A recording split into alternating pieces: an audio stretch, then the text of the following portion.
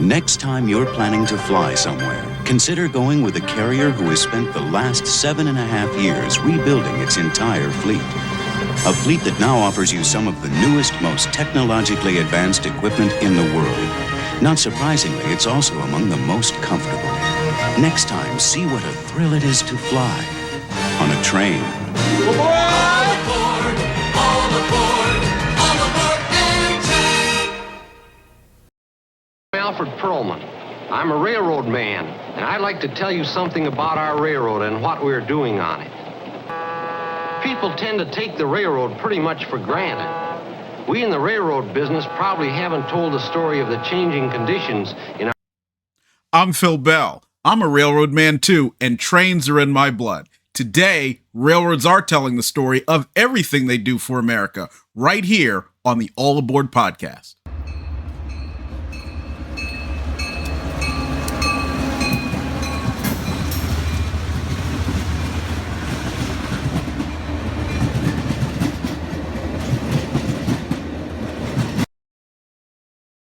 Welcome back to the All Aboard podcast. I'm your host, Phil Bell. It is great to be back with you. And let me start by thanking the more than 550 people who just subscribed to our YouTube channel over the past few weeks. If you're not following us on YouTube, please like, share, and subscribe. And also hit us on Rumble as well. Now, today I want to talk about a subject that's going to get me in a lot of trouble because it always does, and that is Amtrak. Now, Amtrak, of course, is America's national passenger rail carrier, but it was not always that way. Before May 1st, 1971, passenger trains in the United States were operated by private railroads all across the country.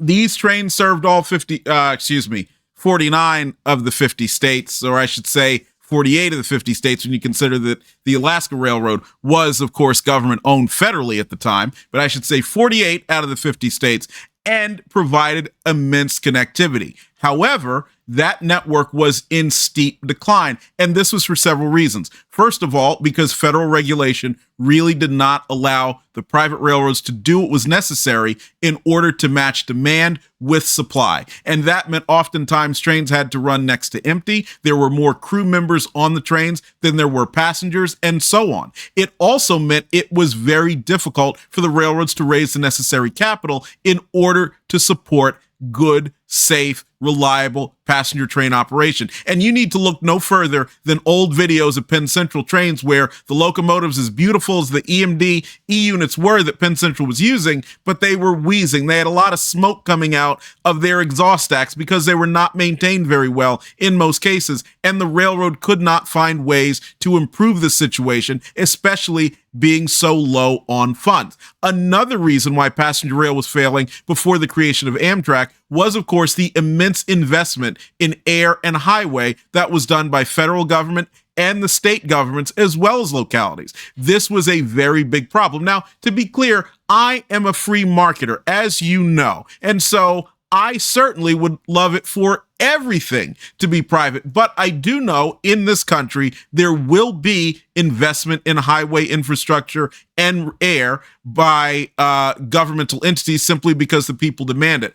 But that did not mean that the railroads should have been taxed to death as they were in many places in order to support these investments. A great example of that comes from no further than the Cleveland Union Terminal, where tickets that were sold at the Cleveland Union Terminal were taxed, with the tax money being used to build and maintain Hopkins Airport. That certainly doesn't make any kind of sense either. Now, against that backdrop, Amtrak was created, and it started operations on May 1st, 1971. And the scary part about Amtrak's creation was the day it started, almost all of the passenger trains in the United States died. The federal government, the Interstate Commerce Commission, being the railroad's regulator, was very stingy about giving railroads the ability to do what are called train-offs, which is where they would petition the ICC to eliminate a passenger train because people weren't riding it anymore, and the federal government, in a lot of cases, would not allow them to do so. That meant they had to continue to operate the trains. Well, a lot of the trains got ended that day when Amtrak was created, and the result has been the network network that we have now. It's grown at times, it's shrunk at times, it's been more or less middling. And the fact of the matter is, no matter how much you love trains and no matter how much you love passenger trains, most Americans will be very frank about the fact that Amtrak has never, ever met the expectations that most Americans have, which is to provide the sort of passenger service that we've read about in books, that we've heard about from our older relatives, and so on. And as a result, the majority of Americans, while they might say that Amtrak should exist because they want to have the opportunity to ride passenger trains, certainly would not and do not endorse the way that it does business currently. So what we're going to do today is the first in a 3-part series on Amtrak. And in this 3-part series, what we're going to do today is we're going to cover what I say is the reason why Amtrak is a factory of sadness for passenger rail. So I'm going to point out the 5 reasons why Amtrak has failed and cannot succeed in this form. In the next episode, we're going to talk about ways that we can improve passenger rail in the United States by using the private sector and free markets. And what I want you to do is below this video and below that next video is leave your thoughts. Tell me if you think I'm right, if you think I'm wrong, and what your ideas are. Because in the episode that follows, we're going to go live and we're going to read your comments and answer your questions and put forth your ideas so the public can hear the wide variety of thoughts there are about not just Amtrak, but passenger rail in the United States in general. So go ahead, get ready, write those comments. We want to see them. So let's get started. The first reason why Amtrak is a factory of sadness for passenger rail is that it uses an airline model, but trains are not airplanes. Now, I want you to think about it. Go back to some of the original Amtrak maps, and what you will see is something not too dissimilar to what you see nowadays. And that is a system that is much more like a hub and spoke model. Now, the hub and spoke model is the way most airlines operate. And so they assume that you, the passenger, will go to a hub and get on an airplane to be flown down a spoke to another hub. And then when you get to that next hub, you get off the airplane and either you get on a second airplane or you go find ground transportation or something to get you to your final destination, which might be your home, it might be a hotel, it might be a business meeting, or otherwise. Now, the hub and spoke model is very, very good because what it does is it makes it easy to move equipment and crews to where they need to be. The problem is the hub and spoke model ignores the passenger. Now, on the airplane, it doesn't matter because airplanes travel so fast, you're able to get from one hub to the other hub relatively quickly in most parts of the world. Therefore, the time that you're going to spend on ground transportation, whether it's a short Uber ride to your Airbnb or it's a couple hours drive to your home or wherever your business meeting is taking place or your vacation, is not going to be a material problem in terms of your overall transit time. But when it comes to railroads, that's not the case. Now, think about this for a second. I was flying from the DC area to LaGrange, Georgia, in order to go to a friend's wedding a few years ago. So what I did is I got on a car, I drove up to Philadelphia, I got on a train in Philadelphia that was actually a code share with Continental Airlines, took that to the Newark Airport rail station, got on a Continental airplane, and flew down to the Atlanta airport, got in a rental car, and drove to LaGrange for the wedding. Now, sounds like a lot of circuitry. Sounds like something only me as a rail fan would do. But it made sense because the amount of driving that I did from the DC area up to the Philadelphia airport and then from the Atlanta airport to LaGrange was relatively small in terms of the amount of trip that I actually covered, flying over all of those states to get to Georgia. Now, does that make sense, though, if what I'm going to do is drive from the DC area to someplace like a Charlottesville to get on a train, or get up to someplace like Harrisburg to get on a train? When you consider that the time that I'm going to spend on the train is quite a bit longer, for a rail enthusiast, it makes great sense. But for most people, they're not going to do it. Therefore, if you cannot find a way to get to a rail hub, that means the train is not a viable option for you. And for far too many Americans who live between hubs. Now, I'm lucky, obviously, the DC area is a hub here, but if you live in between these hubs, that means the travel time is immense. And also, because most of Amtrak's trains are scheduled to have reasonable arrival times, that means morning, afternoon type arrival times in those hub cities, that a lot of those localities in the middle often get left out. And the best example of this is Cleveland, Ohio. If you want to go to Cleveland, Ohio, the only way you can go there is in the middle of the night on either the Capital Limited or the Lakeshore Limited. And oh, by the way, the Cleveland station does not stay open all the time. So once you get off the train in Cleveland, you've got to get either an Uber or a taxi or have somebody come pick you up pretty quickly, because not too long after both of the trains are out of the station, they close the doors and you are outside. That's a terrible way to come to one of America's largest cities, and it's a terrible way to do business. This model simply does not work, and this is the model that Amtrak has been predicated on since the beginning. That is one of the reasons why Amtrak, as constituted, simply does not and cannot work. The second reason is that Amtrak relies on public funding in order to support its operations, and public funding is not good at following the public. Now, let me give you a good example. The current U.S. Senate Majority Leader, one of the people who is incredibly important as far as Amtrak's funding is concerned, is from South Dakota. How many Amtrak trains serve South Dakota? 0. The previous Republican Majority Leader, Senator Mitch McConnell, he's from Kentucky. How many Amtrak trains serve Kentucky? Well, it's actually 2. You have the city of New Orleans, which runs down the extreme western end of the state.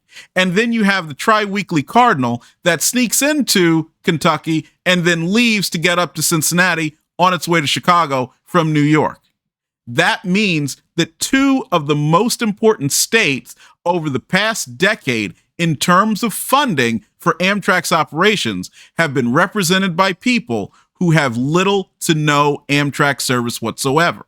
So then we as advocates and lovers of passenger trains are going to go to these people and say, would you please fund trains for us that have no impact on your constituency whatsoever? That's a hard sell to make. That's a hard sell to make to a Republican, and it's a hard sell to make to a Democrat. Heck, it'd be a hard sell to make to even the most pro-rail politician overall. That's why the model simply doesn't work. And then when you look at state-supported trains, take the Adirondack, for example, let's also remember that the majority of those trains are being supported to operate within the state that's funding them. Now, there are some exceptions to this. Some of the Midwestern states like Michigan, Illinois, Wisconsin, they've gotten together to support what is a growing regional network. And I have to say, it is quite effective there. But when you're asking, again, these state politicians to fund expensive services that only impact relatively small parts of their populations, and you're not just asking one member to do it, you've got to ask an entire legislature and the governor in order to sign off on that. That's a hard sell to make. And so the idea of a system that relies on these people who have such diverse, disparate interests, and they have large constituencies, the majority of whom don't see trains or have to go a long way to get them, that's a hard way to ask, a hard way to get the funding that is needed to support Amtrak services, especially when Amtrak does not and never has turned a profit. Now, the next reason why Amtrak is a failure and a factory of sadness for passenger trains, sticking with the political angle, is that politicians will never care enough about trains in order to make them worth riding. And the best way I can speak to that is to ask you who it is that gets all the credit when a highway interchange is expanded or an extra lane is added or something like that. Well, the answer is the politician. So if you're the state rep and you are able to get the money and that's what made the project happen, the public, regardless again of their political party, will give that person, that politician, a lot of the credit for that change. However, when you look at who gets credit for operating a passenger train, well, the answer is the operator of that passenger train. Amtrak, New Jersey Transit, Metro North, Metra, Metrolink, Coaster, you name it. That's who gets the credit, not the politician. So when you consider that politicians have a very limited amount of political capital, and that is whether you are the president of the United States or the dog catcher, elected dog catcher, and I don't know any of those, but I assume some are elected. They have very, very limited political capital. So you're going to ask these people now to go to the mat with that little bit of political capital, and they're not going to get any recognition for it. That's a recipe for disaster for them, and it's a recipe for rejection for you. Now, moving on, getting away from the politicians for a little bit, the next reason why Amtrak is a failed factory of sadness is that it is a unitary system. It is one system that attempts to serve the entire United States. But let's go back to that first reason. Remember how diverse the United States is. Think about not just the different regions of the country, like the Northeast and the Midwest and the Southeast and the Pacific Northwest and so on. Think about the sort of diversity in terms of demand and culture and so on that exist within a single state. Now, one of the places I grew up, of course, New Jersey. New Jersey is at least 3 different states in one. South Jersey is dramatically different from North Jersey. The way that people go to work, the things that they do, the way they shop, and so on, dramatically different. The passenger rail service that you need in South Jersey cannot simply be cut and pasted from a template that's used in North Jersey. And if you think it's that difficult just to serve one relatively small state, think about when you try to take the same template and roll it out across the entire country. I'll give you a good example. So back in the late 90s, it was Woodstock 97 happened in New York. And this is, of course, the first time when they tried to replicate the famous music festival and all the hippies and crazy people and so on. So at the time, my aunt had gone out to Rochester, New York for work. So my grandmother and I were going to join her out there, and we were going to travel around Western New York and go into Canada, visit Toronto, and so on. So, of course, what did I do? I called Amtrak and I said, hey, how much would it cost for 2 tickets to get from New York City, so we were in North Jersey at the time, a hub, to get out to Rochester? And they didn't quote me a high price. They quoted me no price because it was sold out.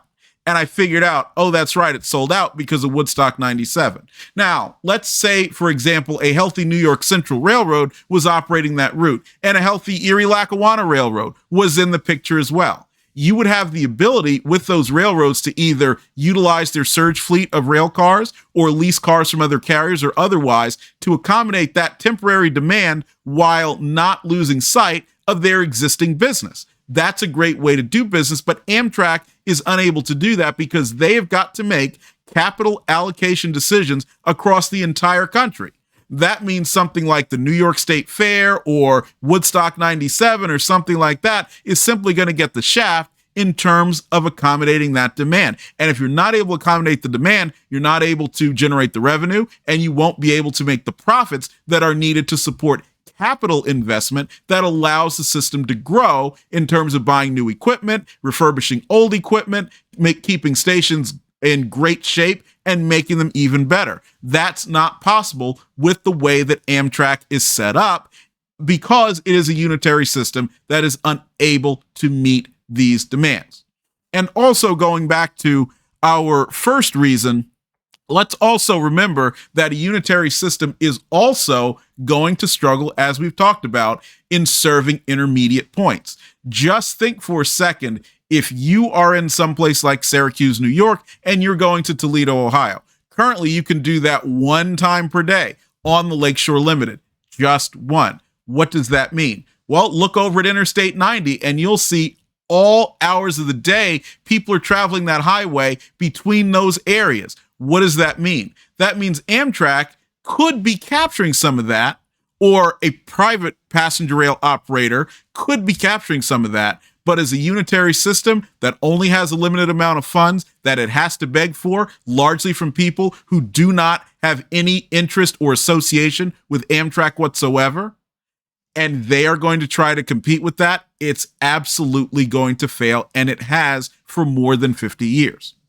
And the last reason why Amtrak is not successful, and it is a factory of sadness for passenger rail, is that it doesn't make enough or pay enough to be relevant in the transportation marketplace. Now, let's start with what it pays. You see, Amtrak accesses freight railroad infrastructure at preferential rates. That means if you or I decided that we wanted to run our own passenger train, and we got the insurance, and we got the capital, and we got the equipment, and we had the onboard service crews, and we called up somebody like CSX or Norfolk Southern, and we said, we'd like to do this, they would give us what feels like an astronomically large number in contrast to what Amtrak pays. That's because Amtrak pays so little. Accordingly, this is why when Amtrak or anybody supporting Amtrak goes to freight railroads and says, hey, we want you to take more passenger trains, or we want you to let us operate over this line here that hasn't had passenger service in 50 years, the answer always starts with no, because they say, well, look, you're going to come in, you're going to utilize our infrastructure, you're not going to pay very much, we're not going to be able to make any money off this, why should we let you do it? And there's one other thing that you got to be mindful of. The freight railroads serve the broader public. Every one of the 330 plus million Americans depends on freight rail every day. Everything you see here, with the exception of me, has been on a freight train at some point in its life. And I guess technically I have too, but that's beside the point. What I mean is the freight railroads serving the public by moving the freight we need have to balance that immense responsibility with the desire of a relatively small number of people who are going to come in and impede their ability to serve the broader public. That's a terrible thing to ask them to do, especially at rates of pay for track usage that are so low and aren't increasing anytime soon. The other thing about Amtrak being too small to make an impact in the broader transportation marketplace is something you can see when you go to any airport. Look up some of the alliances like the Sky Team. That is a way that a lot of airlines are able to get together and cross-market their services so that you as a passenger are able to go to virtually anywhere around the world. And then also look at websites like Orbitz and so on, where you can just go and find a discounted ticket. What's more, if you live in certain ethnic areas, you'll be able to find travel agencies that have an allocation of airline seats that they sell at other prices to the people who live in those areas. But do you have any of that with Amtrak?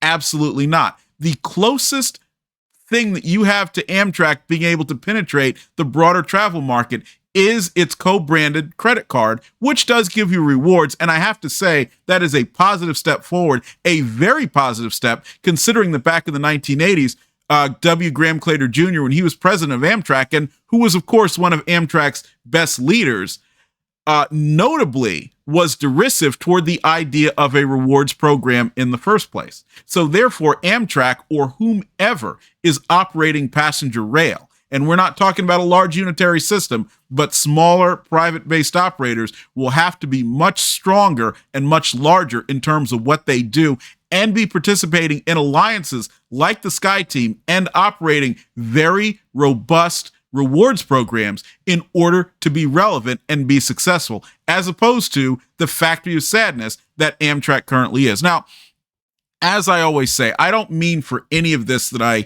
say here to denigrate the people who work hard and do a good job in operating Amtrak's trains. I met a lot of great people, conductors, engineers, bartenders, porters, car attendants is the current term, you name it, who've done a tremendous job. And I want to say to any of them that are watching, thank you for making my trips outstanding. I also have met a lot of tremendous executives over the years. Paul Reistrup, Bill Campbell, you name it, did a lot to shape what was really a poorly conceived idea in the first place and keep it going against all odds. But you've got to really think about that we should not be asking these people to work hard and struggle and slave away in order to make something great that can't be great because it's structurally deficient. So in our next episode, we're going to talk about ways that our passenger rail network can be enhanced by employing the free marketplace. And so what I want you to do is go ahead and leave in the comments your thoughts, whether you agree with me, whether you disagree with me, ways that you think things can be improved, and so on. And we will talk about that in the next episode. Now, what I want to do is read some of your comments on the last couple of videos we have out there. First of all, was Erie Lackawanna a bad idea? We had a very robust discussion over that.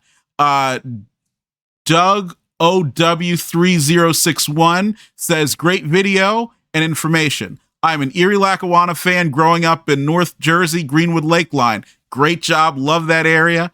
The times are bad for EL, but offer great passenger service, which I rode.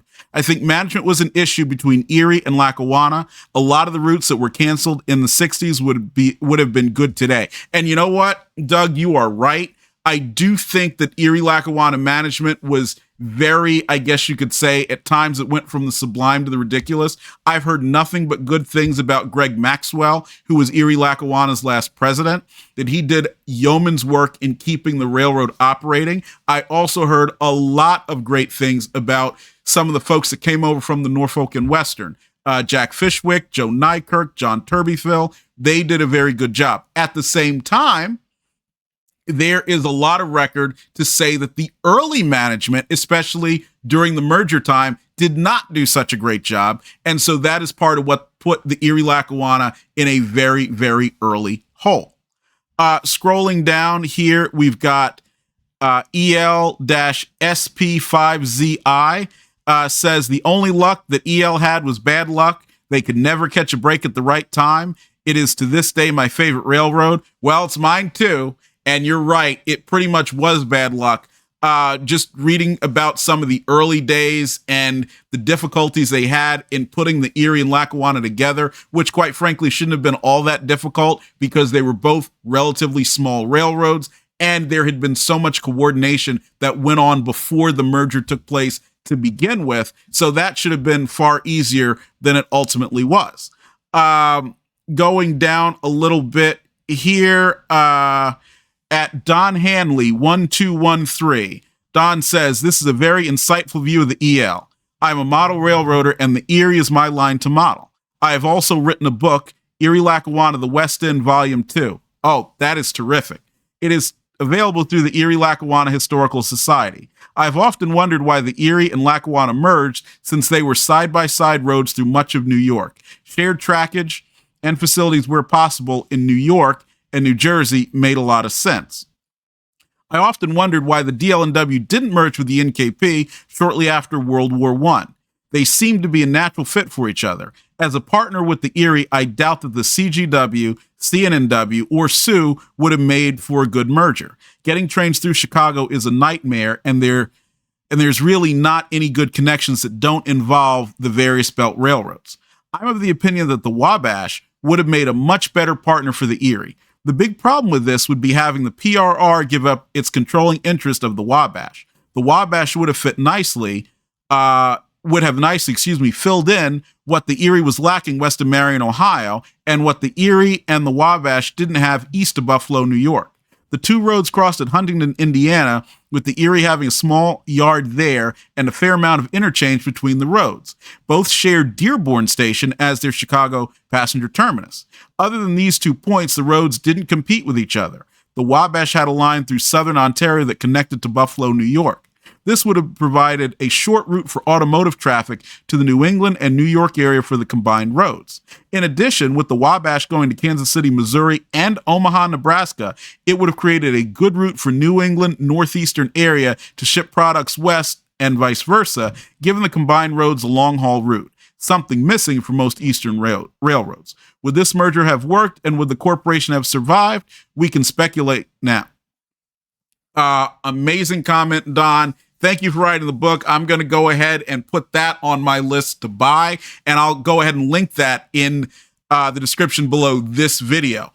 You got a great point. First of all, when you're talking about my idea of the Erie merging with the Chicago Great Western, Chicago and Northwestern, or the Sioux Line. Now, a little bit of background for those of you who aren't as familiar. Right now, in Chicago, there have been a lot of efforts called the CREATE program to make it easier for railroads to interchange with each other and not have as much difficulty getting through Chicago. That said, getting through Chicago is very difficult. And if you want to understand that, go drive through someplace like New York City, not where they have the congestion pricing, by the way, but go drive through there and you will see exactly what I mean. That is how hard it is to get any kind of train, freight, passenger, hot intermodal, slow drag, you name it, through Chicago. That is hard now, and it was even worse back then.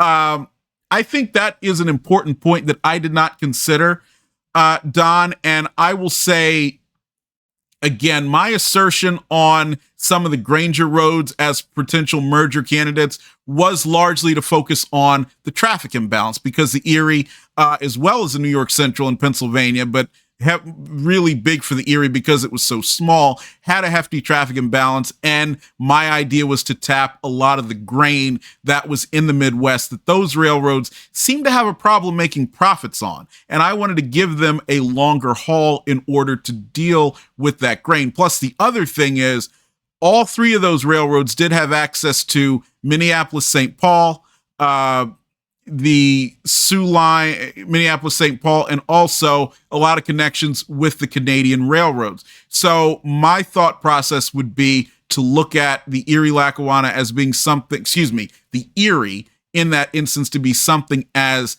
a U.S. side of the Canadian railroads, Canadian National and Canadian Pacific, or U.S.-based artery of those two, even if it was not directly owned by them. But you have a very good point. I also love what you're saying about the Wabash. The Wabash was another one that I considered when putting that video together, and you're right, the crossing in Huntington was important. That eventually became critical in Norfolk and Western days. But also, you're right, there was not a lot of duplicate track there, and that would have meant service could have been maintained to a larger number of shippers and a larger number of passengers. And I can only imagine how neat it would have been to see the Wabash E8s numbered in the 800 series or the Erie E8s numbered in the 1000 series, depending on who ended up winning that contest, who would have been in charge there. And whose scheme. That would have been a lot of fun, both from a financial and operational standpoint, but also from a fantasy fan standpoint, as I am as well. And now some of your comments on the video, the EMD E8 Explained. We've got here at Seabulls69, first-time viewer, liked the video, also a fan of the E-units. Would love to see one fully restored in war bonnet livery, with a pair of turbocharged 12-cylinder 645s or 12-cylinder 710s and 3-axle high-ad trucks. No particular reason other than to couple newer tech with older style. I'm also a big fan of the FP45 in war bonnet livery. Yeah, you know what? Whenever I think about resto mods, what's done for automobiles, I wonder what would happen if somebody did a resto mod with something like an E unit or an F unit and put something like a turbocharged 12-cylinder engines in the E unit. Now, what's interesting, the Norfolk Southern, when they still had their fleet of executive F9s, they did experiment with the Bs and put turbocharged 12-cylinder 710s in them for a time. I don't know exactly when this was done, but there were a couple of websites out there reporting that they did that for a brief time just to see what they were like. I did not get to see them while they were operating that way. It would have been interesting to hear. Also, something of note, there was some consideration apparently of doing that by the Burlington Northern when they rebuilt a couple of F9s for their executive train in the 1990s. But Trains Magazine reported that they wanted to, quote, keep the sound of the F units, which would be non-turbocharged. So if anybody knows any more about either of those, please let us know in the comments, because I think that would be interesting. Also here, at user QWERTY349, had to bring in politics, huh? Question mark. FDJT. Well, I guess user QWERTY349 does not like President Trump. I love President Trump. Look, one of the things I love about this is we can support or oppose the political candidates who we like and don't like. That's one of the greatest things. In fact, I remember going out to North Platte, Nebraska, and being at the giant tower that's built there for rail fans. And I had a great conversation with a couple. The woman, like me, loved President Trump, conservative Republican. Her husband did not like Trump at all, liberal Democrat. Had a great conversation with both of them. We love trains. We had a great time eating. Hey, it happens. We can't agree on everything. And one more is from at AVILSK. When we were in Australia in the early 1990s, the GAN, or the GAN, depending on how you pronounce it, and the Indian Pacific were still pulled by the GM class liveried in Australian National. The NR has since taken over. Bulldog nose diesels such as the GM, CLP, CLF, and S-Class are still running to this day, some at 70 years old.